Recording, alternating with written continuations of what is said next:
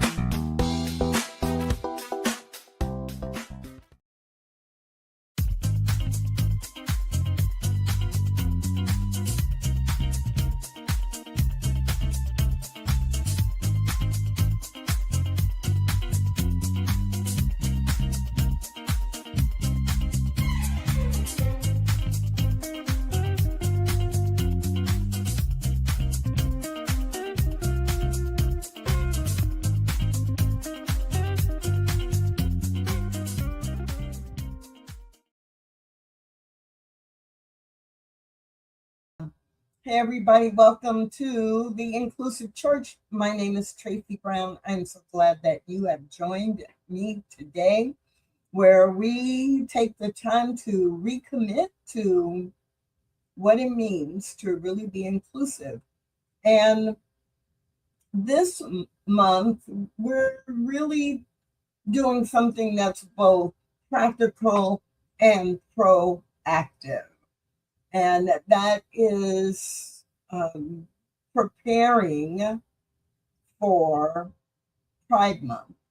And as I said last week, I know everybody doesn't celebrate or honor Pride Month in the month of June, but the vast majority do. So we're taking the month of April to remind you and then also to give you some tips about how to make your celebration of Pride Month be grounded in principle and be effective and engaging.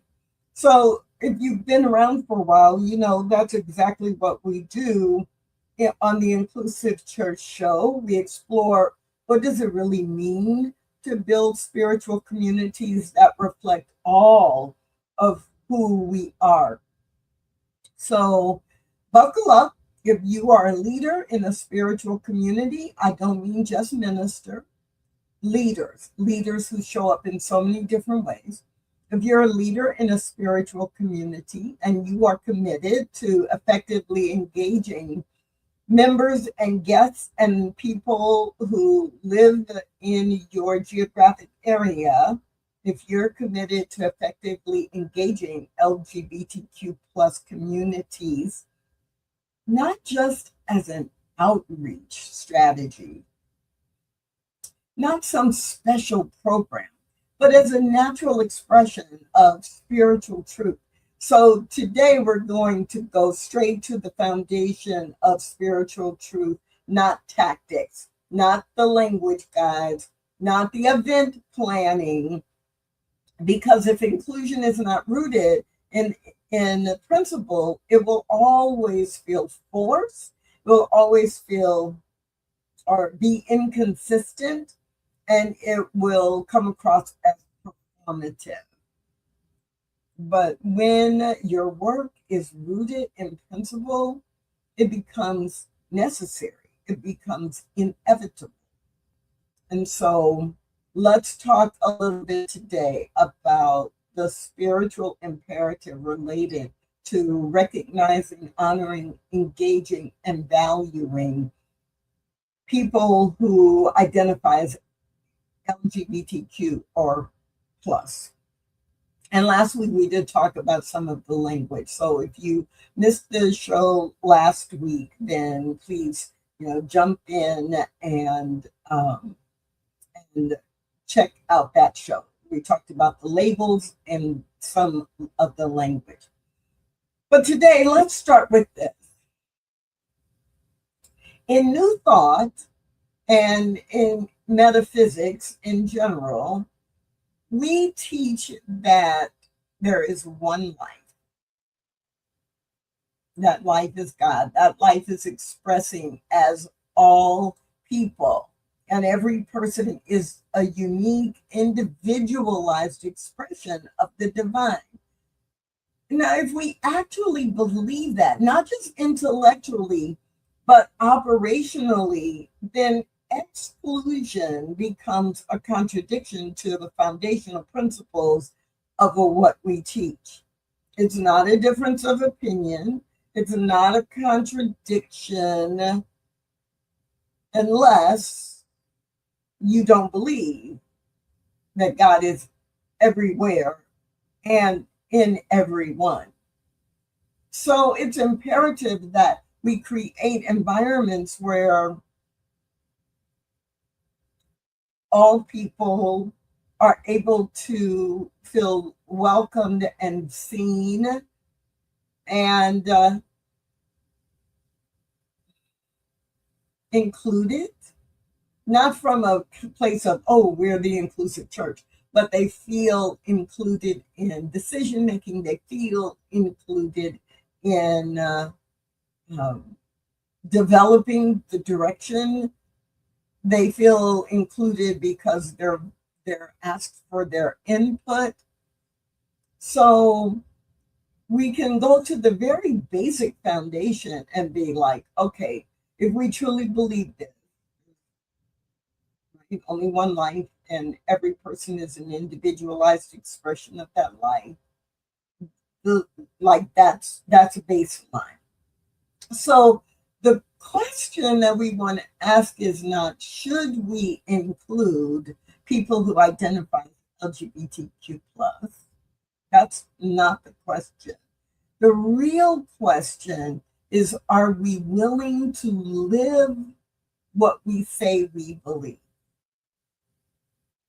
Are we willing to live what we say we believe? Are we willing to walk our talk?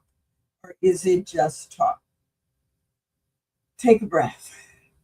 So the principle of oneness, right? Oneness means there's no separation in spirit. Oneness means that there is no other, because there's only spirit and each one of us is an individualized expression of that. So when LGBTQ plus individuals experience exclusion, discomfort, dismissal in spiritual spaces, what's actually happening is a denial of oneness. So some of you know, one of the books I've written is Stained Glass Spirit, where oneness does not require sameness. So oneness in practice actually means that we are including all kinds of people, and that people don't have to all be the same in order to be an actively engaged member of our spiritual community or our church. Oneness demands that we move past this archaic idea of tolerance. So if people in your community are talking about, well, we tolerate difference, then you've got some work to do. It's an invitation to have some really great conversations, because tolerance still implies distance, distinction in a negative way, like compartmentalization, whereas oneness requires recognition of the unique way that each person shows up, and then to use that to create unity, to demonstrate unity. Okay, so another key principle, oneness, divine identity, right? That every person is an individualized expression of the divine, not a corrected version, not a semi version, but an unfiltered version, an unfiltered, individualized version of God, an authentic expression of God. So when someone lives openly in their identity, whether that's their sexual identity or their sexual orientation or their gender identity, that is not a deviation from spirit. It cannot be. So our churches should be the safest place for each individual to express their authentic identity. Our churches should not be the place that's restricted around any form of identity. And just right now, we're focusing specifically on how we apply that as we engage with people who identify as LGBTQ. Ooh, what else do I think of? I think about the foundational concept of love. Right? So if we love all that spirit has created, it's pretty hard to say a whole category of people, we don't love them, we don't welcome them, we don't engage with them just because of the category or the label or the identity group they are a part of. So if your church is committed to love, then that's another way you can talk about whatever it is you plan to do during Pride Month, because it is grounded in a spiritual principle that most people in your community have already been exposed to, which is love. If you are acting and behaving in alignment with spirit, then you are delivering or demonstrating the principle of love in your engagements with all kinds of people. And here's where many churches miss the mark, right? They feel loving internally, but they don't express that love in ways that are visible, in ways that are tangible, in ways that create an experience. So in their heads, or maybe in their hearts, they feel like we're a very loving community, but people can't feel it, so it's not really operational. And that's a big place to work, to do some work. So we can look at oneness. We can look at every person as a divine, a unique, individualized expression or divine identity. We can look at the principle of love. We can look at the principle of creative expression, that life expresses itself in an infinite number of ways, right? That whole idea that diversity is not an accident or a mistake. Diversity is a divine idea. And we, in our human form and human experience, we get the opportunity to deal with or to use the diversity that exists, the many different ways that individuals and communities express, because they are all expressing the one. So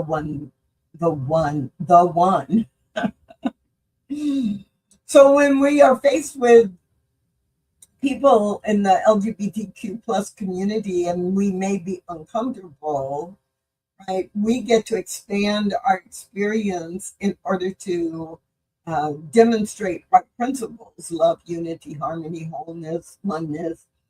The correct spiritual response is not control.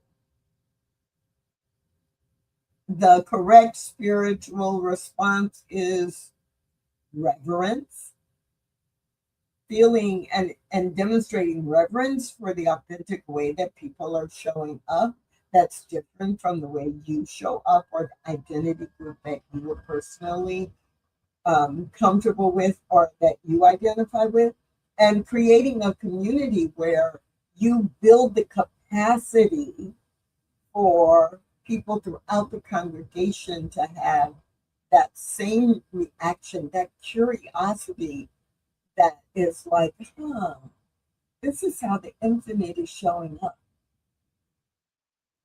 This is how the infinite reveals more of itself to me besides the way that I am revealing the infinite in physical. So this is where many of us as leaders get stuck because we know it here and we feel it here. We're not trying to exclude anyone. I mean, not consciously, but I've said it many, many times before. Intention does not always equal impact. And we are as responsible for the impact of our actions as we are for our good and noble intentions. So the breakdown usually happens when we think, well, we welcome everyone. Everybody's welcome here, but we haven't changed or adapted anything in the environment that reflects, in this case, that LGBTQ plus community members are truly welcome. Another thing which, if you've been with me enough, you've heard it, we don't want to offend anyone, so we say nothing at all. I don't want to say the wrong thing. Well, I might offend someone, so I don't really understand it. Wrong goal. I mean, ultimately, when we're really doing this work in a committed way and we are truly engaging with and expanding, along the way, I'm going to say something at some point that's going to offend someone unintentionally. However, that's where the growth happens. Let me learn from that. Let me understand what I should have said or what I could do next time so that that becomes a part of what I do. So if I get feedback that I have offended someone based on a cultural norm, an identity group, or a cultural norm, not just personality, but in that context of it's a cultural thing, I don't know because I'm not a member of that group, then I want them to tell me. I want to be in the conversation so that I can actually learn more and do better next time. Oh, we focus on spirituality, not identity. So it doesn't matter what anyone's identity is. But you know what? It does matter because it matters to them. Identity, inclusion, we're inclusive. And inclusion requires specificity of seeing the differences and then bringing the value of those differences into the way that we work with each other, into the way that I teach a class, into the way that I speak on a Sunday, into the music that we use. If you really are going to be inclusive, there's got to be some specificity to specific groups, to different groups. And there's got to be visibility. And there's got to be embodiment of spiritual principle in the ways that you do that. If LGBTQ plus individuals have to guess whether or not they belong or are welcome or will fit in or will be valued or will be included, then you've got a little bit of work to do. So, let me watch the time. So we will talk about some specific programs, but this is about principle today, not programs, not events. And so I want you to be thinking about how do you move from welcome to recognition? That people don't just feel welcome, but they feel like you recognize what's important to them. People should see themselves in the leadership, in your language, in the environment. And you can audit for that by periodically looking at the images you use, the music you use, the stories that you tell if you are teaching or speaking. You can look at the website, your social media posts. Are there images? Is there language that makes it clear that people who are in any of the LGBTQ plus identity groups, that they will see something that lets them know and know that it is in the context of your belief in oneness, not your outreach to look good in the community. And that's a really big one. Oh, we'll do this, or we'll put up a rainbow flag in June, but it's not a part of what you do all the time. And even though it's up, it's like, oh, we do this in June. What does that have to say about what you do the rest of the year? So these are just some things to think about, really. That's all. Just some things for you to think about, for me to think about. And I've been thinking about it a lot because I want us to do more than just gather a bunch of people and go to the Pride parade. Like, that can be really performative if, as you're gathering people, you're not educating them about why this is important in your church. That can be performative, going to the Pride parade or even marching in the Pride parade, if people think it's because we've got to fight for gay rights, which is not a false statement, but it is, we are standing up for a community that we know is an expression of God. That's a different message than this group has been marginalized and we're going to make it better. We're going to go in and demonstrate that they're okay with us and they should be okay with everybody else. No. You might be able to do that once people are really grounded from a spiritual perspective.